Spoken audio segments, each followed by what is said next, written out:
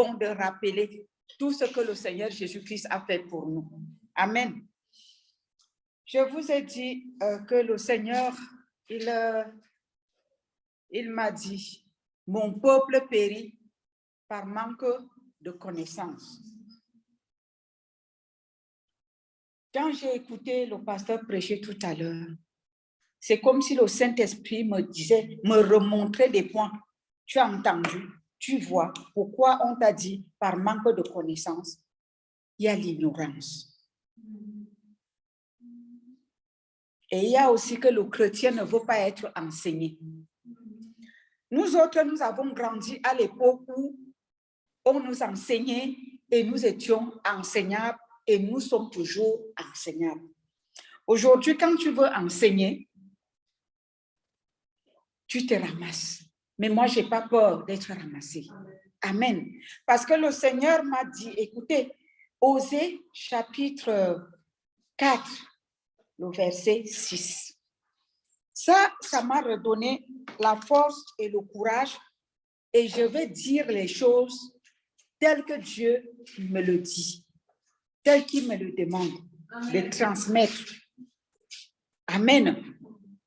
Je ne vais pas avoir peur des hommes.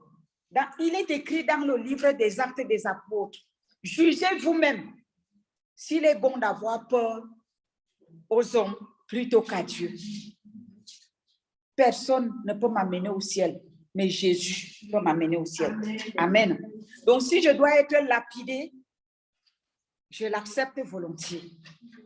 Mais je sais que j'aurai fait la volonté de mon Dieu et je serai à ses côtés. Si je dois plaire aux hommes pour être désagréable à mon Dieu, à Dieu ne plaise, je ne le ferai pas. Amen. Prenons nos livres dans Osée chapitre 4, verset 6.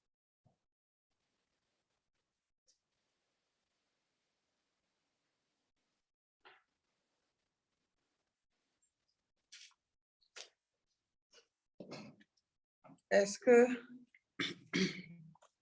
tout le monde est hier?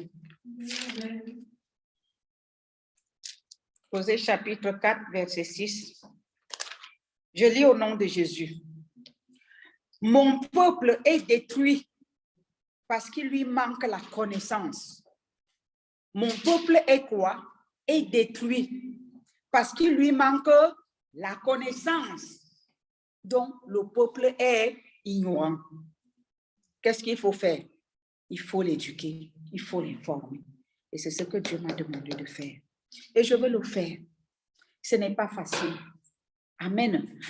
Quand Dieu me formait pour ce ministère, il m'avait dit que l'or ne devient jamais pur s'il ne passe par le feu. Le chrétien d'aujourd'hui a besoin de passer par le feu comme nous autres pour comprendre certaines choses. Amen.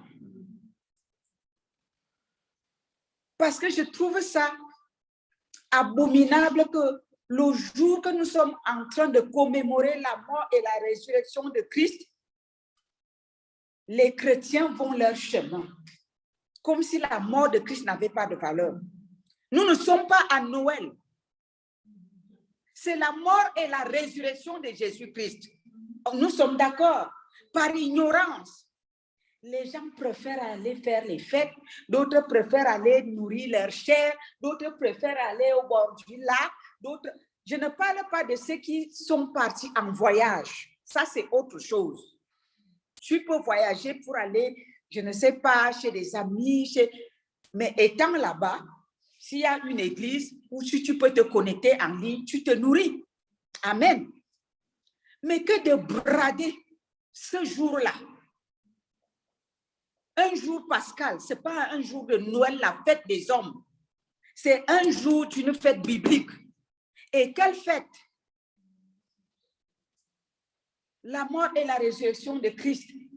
Lui qui est mort pour nous racheter. Nous ne sommes pas à Noël pour dire que c'est la fête païenne. La Pâque n'est pas une fête païenne. C'est biblique. Le Seigneur dit, mon peuple est détruit parce qu'il lui manque la connaissance. Faut-il encore que ce peuple-là accepte d'être enseigné? et que le peuple l'accepte ou pas, une qui est mandatée comme moi et à qui Dieu est venu tirer les oreilles, vous allez m'entendre. Si vous voulez lapider quelqu'un, vous allez me lapider. Amen. Je suis prête et je n'ai pas peur. Mon peuple est détruit parce qu'il lui manque la connaissance. Puisque tu as rejeté la connaissance, je te rejetterai et tu seras dépouillé de mon sacerdoce. Vous comprenez ça? Dépouillé de mon sacerdoce. C'est-à-dire qu'il enlève son manteau de gloire, il te retire tous les avantages, il te retire tout. Il te dépouille même de la protection. Je te rejetterai et tu seras dépouillé de mon sacerdoce. Puisque tu as oublié la loi de ton Dieu. Vous comprenez ça? Qu'est-ce que la loi de notre Dieu nous dit? Le pasteur venait de nous le dire. Jésus est mort pour nous. Nous devons le mettre où? À la première place. Nous prenons Jésus, nous le mettons à la dernière place. Je reviendrai au Seigneur, je reviendrai aux affaires spirituelles quand j'aurai terminé mes fêtes, quand j'aurai terminé de me réjouir, quand j'aurai terminé mes affaires. On se moque de qui? Nous n'allons pas aux réunions de Dieu pour les pasteurs. Nous n'allons pas aux réunions de Dieu pour les frères, pour les sœurs, pour quelqu'un. Nous allons pour nous et pour notre Dieu. Un jour, Pascal, tu brades Dieu. Tu dis, je veux revenir quand je serai libre. Tu vas vaquer aux occupations de ta chair. Un Dieu qui est mort pour toi, tu le mets à la énième place. Il faut que le chrétien se réveille un peu. Dieu dit, je te rejetterai et tu seras dépouillé de mon sacerdoce. Puisque tu as oublié la loi de ton Dieu, j'oublierai aussi tes enfants. C'est fort, hein? La Bible dit, crois au Seigneur Jésus, tu seras sauvé, toi et ta famille. Mais maintenant, quand tu mets Dieu à la dernière place, il te dit, je t'oublie, je vais te dépouiller. Il dit, je vais te dépouiller et j'oublierai tes enfants. Est-ce que vous voyez? Quand Dieu m'a donné ça, heureusement que j'ai ouvert la bouche pour vous dire, il y a depuis une semaine, que Dieu m'a donné un passage qui dit que son peuple périt par manque de connaissance. Je ne savais pas ce qui allait se passer aujourd'hui. Est-ce que vous voyez comment les choses concordent? Est-ce que vous voyez devant vos yeux comment quand le Seigneur commence à dire, ah, il faut vous attendre à Z. Il ne s'arrête pas à A ni B ni C. Il va continuer son alphabet jusqu'à Z, à la dernière lettre. Nous sommes à la dernière lettre aujourd'hui. Est-ce que vous voyez? La Bible ne nous dit-elle pas d'aimer Dieu et de le mettre à la première place dans nos cœurs? Quand tu mets Dieu à la première place dans ton cœur, est-ce qu'il vient à la dernière position? S'il y a un choix à faire, tu commences par qui? Peuple de Dieu. Nous ne faisons pas les choses pour plaire à quelqu'un, ni pour les pasteurs, ni pour les frères, ni pour les sœurs. C'est pour celui qui est mort à la croix pour nous et pour notre propre bien, notre salut. Quant à moi, il m'a été demandé de vous enseigner ces choses-là et je veux ouvrir ma bouche. Et je n'ouvre pas ma bouche par mes propres paroles. Je vais vous communiquer ce que le Seigneur me dit. Voilà, mon peuple est détruit parce qu'il lui manque la connaissance. Vous savez que Dieu a prévu quoi à ce jour? J'étais assise là. Ma fille m'a tapoté. Quand je regarde, elle me donne un bout de papier. Amen. Et quand je lis le bout de papier, ah, c'est vrai. Dieu dit, mon peuple périt par manque de connaissance. Parce que si quelqu'un connaît la valeur de ce jour, Pascal, que nous sommes aujourd'hui, la personne ne peut pas s'amuser. Moi-même, quittant ma maison, je ne savais pas que c'est là où Dieu allait me conduire pour vous et pour nous. Parce que quand je vais rendre ministère, moi aussi, je vais recevoir. Elle m'a donné une parole. Tu peux lire, ma fille, s'il te plaît. C'est venu par elle. Je ne me suis pas préparée pour venir faire ce que je veux faire ici ce soir. Je me suis préparée juste pour ce message. Mais il y a un plus à côté de ce message. Et quand quelqu'un choisit de satisfaire à sa chair, nous ne connaissons pas les plans de Dieu. Est-ce que vous voyez ce qui va se passer à la fin de ce culte? Je vous laisse découvrir, vous allez voir. C'est comme ça Dieu marche. Tu peux lire un peu fort. Alors, Agé 2, 7 à 9. Fort. J'ébranlerai les peuples et les richesses de tous les peuples afflueront en ce lieu. Quant à ce temple, je le remplirai de gloire. Alléluia. Voilà ce que déclare le Seigneur des armées célestes. C'est à moi qu'appartient tout l'argent et tout l'or. Voilà ce que déclare le Seigneur des armées célestes. La gloire de ce nouveau temple surpassera beaucoup la gloire de l'ancien, et je ferai régner la paix en celui-ci. C'est l'Éternel qui le déclare, le Seigneur des armées célestes. Amen. Amen. Vous avez vu? Vous avez entendu? Est-ce que quelqu'un peut dire que le pasteur a fait les combines? C'est parce que je n'étais pas là qu'elle a prié pour la bénédiction. C'est venu droit du Seigneur. Et c'est ce que je vais vous transmettre à la fin. La servante de Dieu a dit ici, quand elle priait, que nous n'allons pas sortir d'ici tel que nous sommes venus. Est-ce que toi, tu t'es accordé avec Anna? Non. Quant à moi, il m'a dit, mon peuple périt par manque de connaissance. Parce que si son peuple connaissait, son peuple n'allait pas vaquer à leurs occupations, à leurs préoccupations, en laissant la commémoration de sa mort. Amen. Si Dieu nous avait annoncé que c'est comme ça que ça allait se terminer, tout le monde allait être là, n'est-ce pas? Non, les plans de Dieu, nous ne les connaissons pas. Dieu, il regarde à nos corps. Quand on est obéissant envers Dieu, on mange le fruit de l'obéissance. Et c'est bien parce qu'il cache ces choses. Il les révèle quand il veut. S'il m'avait révélé à moi, comme j'aime voir la bénédiction et le bonheur de tout le monde, j'allais passer le temps à sensibiliser les gens. Ne manquez pas parce qu'il va être... Il ne m'a même pas dit ça. Il vient de me dire à travers ma fille, la séance tenante. Vous voyez? Alors nous allons décortiquer quelque chose. Mon peuple périt, parce qu'il lui manque la connaissance.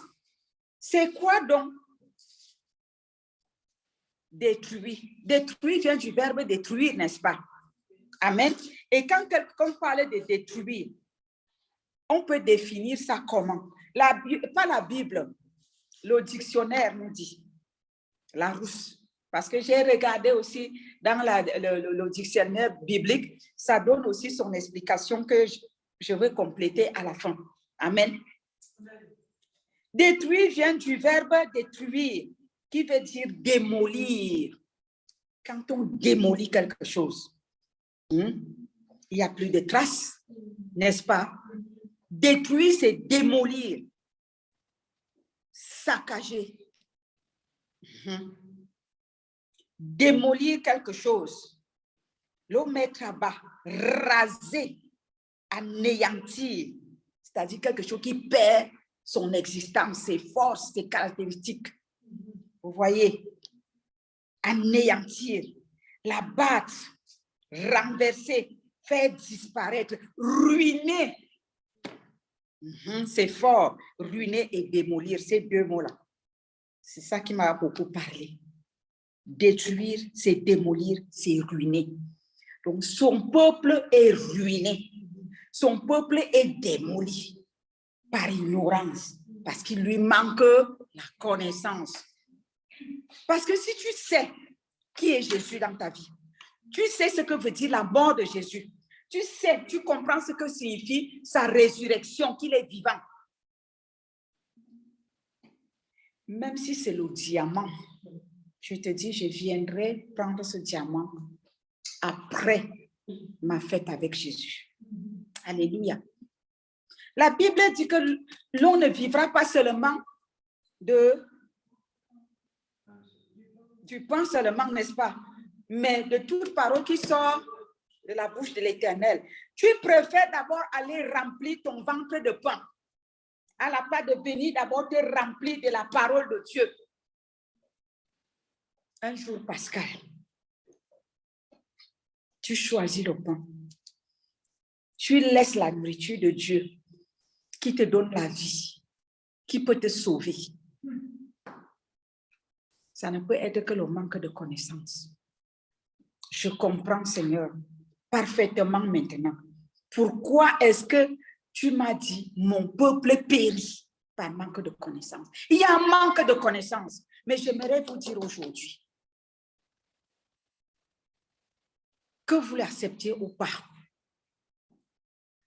On ne met pas Dieu à la énième place. On met Dieu à la première place. Si nous voulons grandir, si nous voulons voir la gloire de Dieu, si nous voulons voir les changements dans nos vies, si nous voulons voir le Saint-Esprit se manifester puissamment dans nos vies, et si nous voulons voir l'exaucement de nos prières, nous devons mettre Dieu à la première place, pas à la énième place. Après, quand ça ne va pas, c'est des murmures. Dieu hait les murmures. À cause des murmures, il a frappé Myriam. Dieu hait les murmures.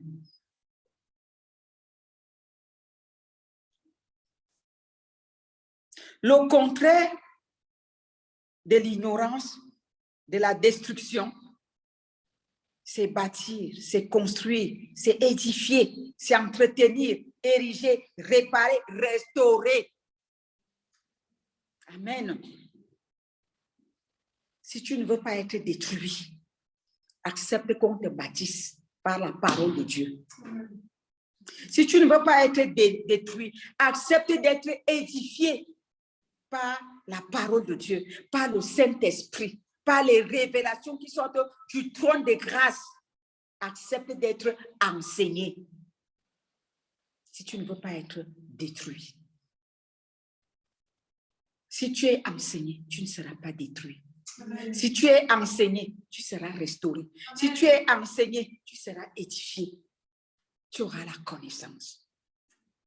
Le peuple périt parce qu'il lui manque la connaissance.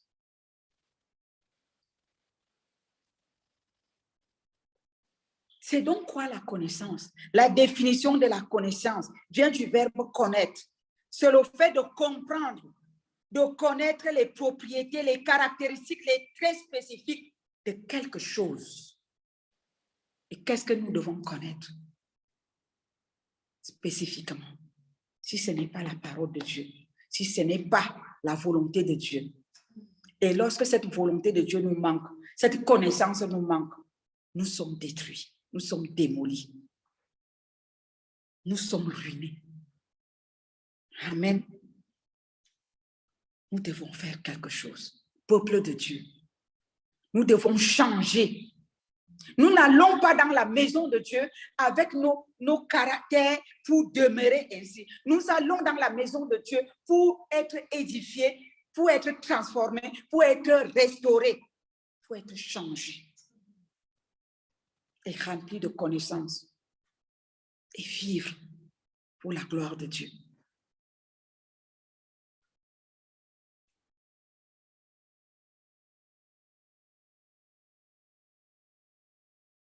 Si nous n'avons pas de connaissances, nous serons ignorants, n'est-ce pas? C'est l'ignorance qui va s'installer. Et quand l'ignorance est là, ça commet des gaffes. C'est la destruction. Nous sommes démolis. L'ignorance démolit.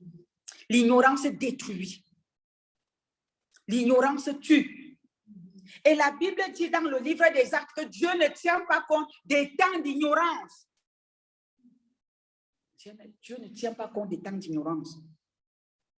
Parce qu'il a fixé un jour où il jugera tous les peuples. Et il appelle tous les peuples en ce moment à la repentance de cette ignorance. L'ignorance est un péché. Pour ceux qui ne le savent pas, lisez la Bible. L'ignorance est un péché. Nous n'avons pas le droit d'être ignorants. La parole de Dieu est là pour nous éduquer.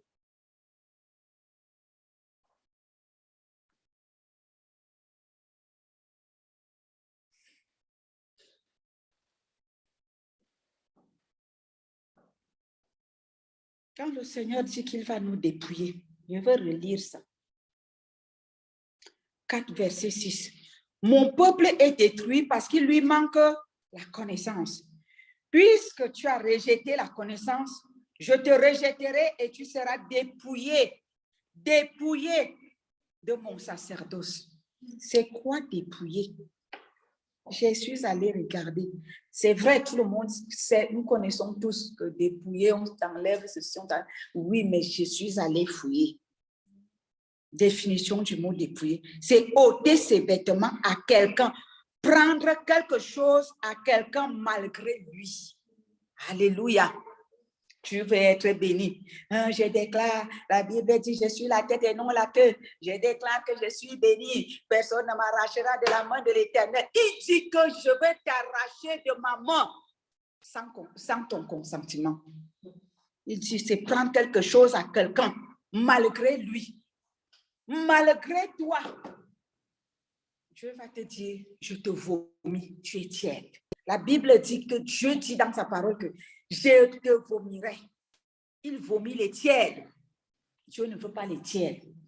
C'est bien beau de citer la parole de Dieu tous les jours, de parler de Dieu tous les jours, mais mettons la vie chrétienne en pratique. Quand il faut aller au front, aux affaires de Dieu, nous marchons à reculons.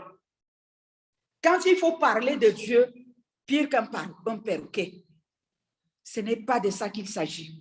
La Bible dit, ne vous bornez pas d'écouter la parole de Dieu, mettez-la en pratique. Quand il faut mettre la parole de Dieu en pratique, nous ne sommes plus là. Dieu appelle cela les tièdes. La définition du mot dépouiller, Dieu dit qu'il va nous dépouiller. Je ne serai pas là. Il dit qu'il va dépouiller les tièdes. Il va les dépouiller de leurs vêtements, donc de leur nouveau bandeau. Parce que quand Christ est mort pour nous racheter, il nous a habillés de son nouveau manteau, du fond lin blanc, lavé, purifié, justifié par le sang de l'agneau. Il dit qu'il va nous dépouiller de ça. Il va les dépouiller de ça. Je ne suis pas dedans. Il va les dépouiller de ça. Parce que moi, même si c'est le diamant, quand il s'agit de mon Dieu, je te dis, mon frère, ma soeur, garde d'abord ton diamant. S'il est à moi, tu me le remettras après. S'il n'est pas à moi, tu fais de ça ce qu'il faut, parce que ton diamant ne m'amènera pas au ciel. Mais le chrétien tiède préfère le diamant à la place de Dieu, à la place du Dieu qui a payé le prix, à la place du Dieu qui peut sauver ton âme, qui peut sauver ta vie, qui peut sauver même ta famille. Nous sommes sauvés. Mais combien de personnes dans nos familles sont encore dans les ténèbres? Et si nous jouons avec Dieu comme nous sommes en train de jouer, nous nous moquons de qui? De lui ou de nous? Après, nous allons plénicher. Ah Seigneur, sauve ma famille.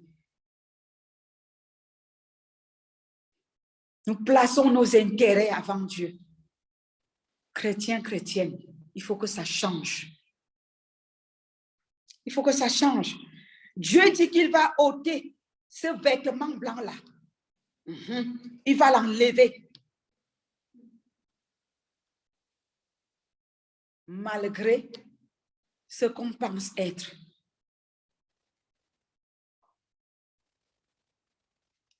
Voilà ce que signifie dépouiller. C'est-à-dire, c'est contre ton gré. Il ne demande pas ton avis. Il va dépouiller.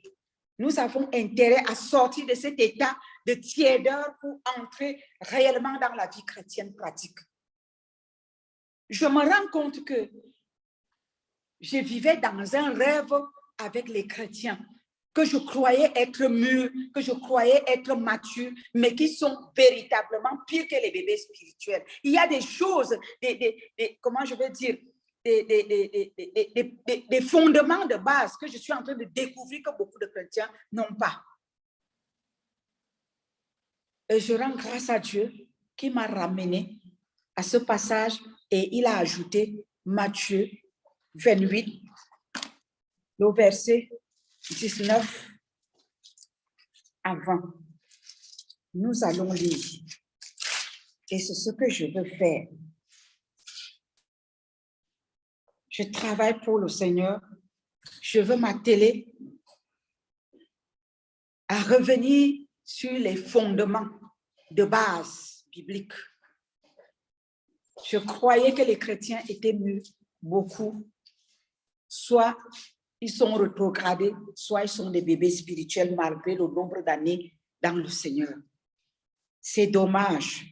C'est dommage qu'on essaye d'avancer et en même temps, il faut reculer.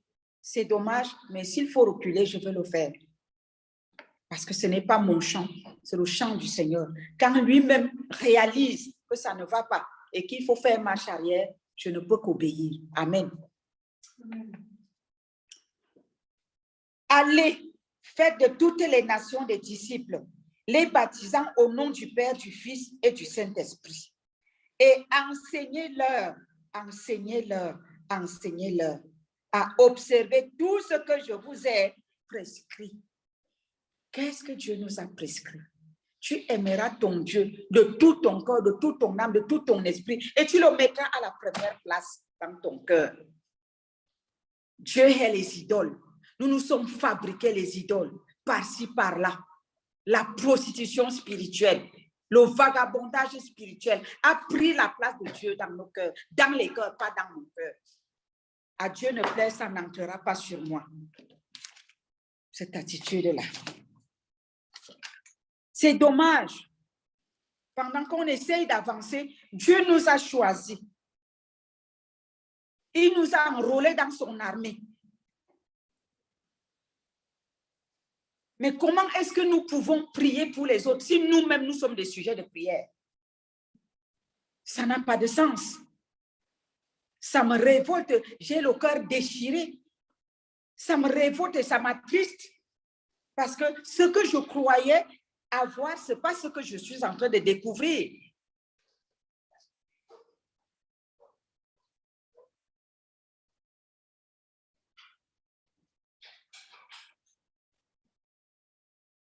Enseigne-leur tout ce que je t'ai prescrit.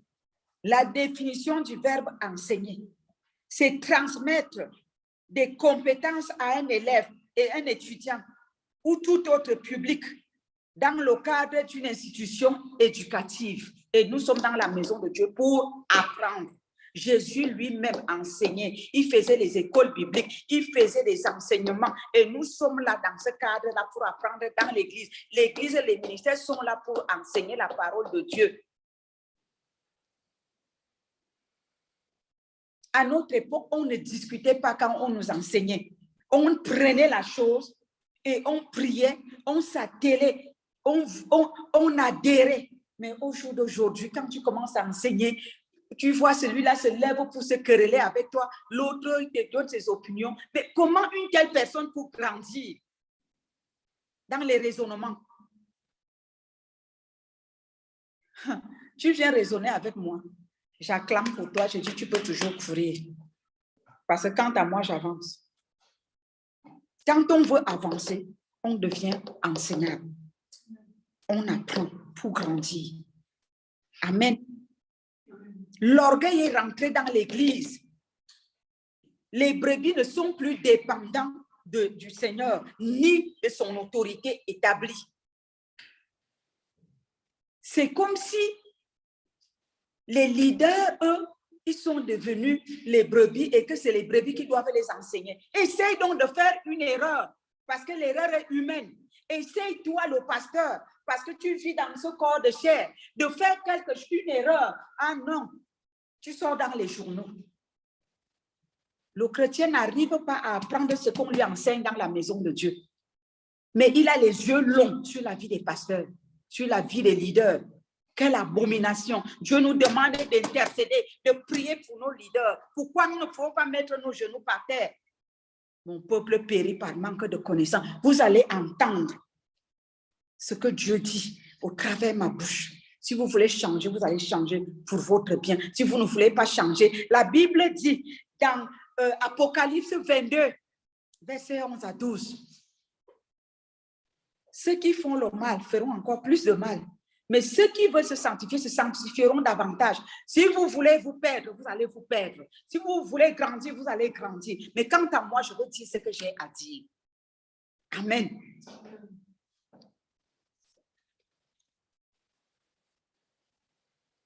Je vais vous donner, prenez les notes.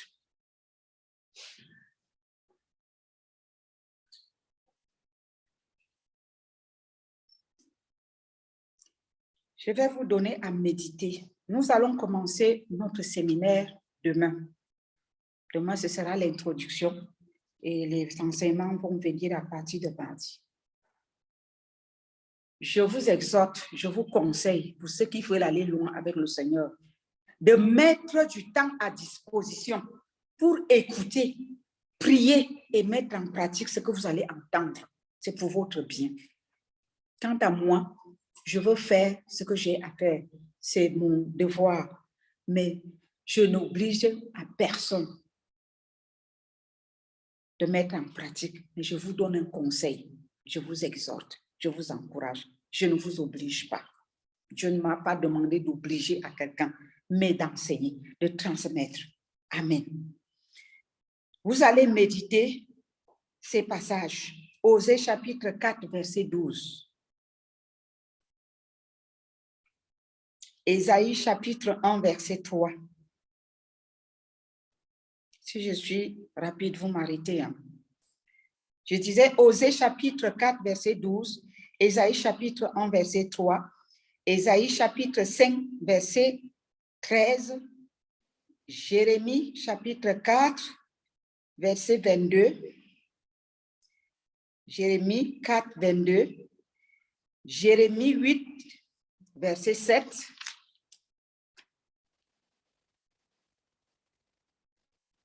Osée 4, verset 1. Ça paraît beaucoup, mais ce n'est pas long. Osée 4, verset 1. Osée 6, verset 6.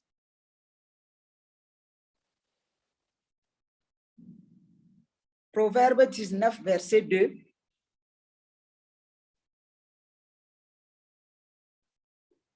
Parce que là, il dit que le manque de science n'est pas bon pour quelqu'un, pour personne. Ça veut dire manque de connaissance, pas du tout bien, c'est l'ignorance. Jérémie, chapitre 5, le verset 3. Ce qui résiste à la parole de Dieu. Quand Dieu dit A, la personne dit avec son raisonnement B. Là, il parle de ce qui résiste à sa parole. Jérémie 5, 3. 1 Samuel 2, 12. À cause de l'ignorance, les fils d'Élie, ils étaient pervers par ignorance. Vous allez lire tout ça. Et puis, Proverbe 1, verset 30 à 32. Toujours contre ceux qui résistent à la parole de Dieu. Quand on leur enseigne quelque chose, ils se mettent à contrarier ou alors à donner des raisons.